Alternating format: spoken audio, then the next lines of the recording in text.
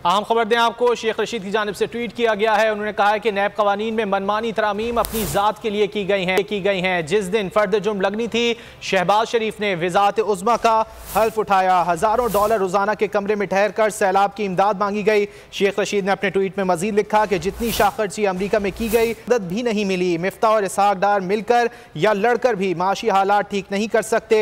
गोलियां और ड्रोन अवाम का रास्ता नहीं रोक सकती। इस्लामाबाद पर चढ़ाई नहीं, दादरसी के लिए आ रहे हैं। शेख रशीद ने कहा कि दुनिया में पेट्रोल सस्ता और पाकिस्तान में महंगा हो रहा है। अवामी मुस्लिम लीग के सरबराह शेख रशीद की जानिब से ट्वीट किया गया है। उन्होंने कहा है कि नैब कवानीन में मनमानी तरामीम अपनी जात के लिए की गई।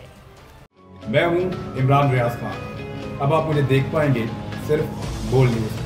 इमरान रियाज खान साहब जो हैं वो बोल फैमिली का हिस्सा बन गए हैं। बड़े अरसे बाद किसी चैनल ने हौसला किया है, तो मुझे ऐसा लगता था कि हमें बोलने की इजाजत नहीं मिलेगी, लेकिन बोल ने डिसाइड किया कि बोलने की इजाजत वो लेकर देंगे। मुझे बोल की एक चीज बहुत अच्छी लगी कि बोल ने कैटेगोरिकली कहा कि जो करना है करो, हमने अपना कोई बंदा नहीं निकालना।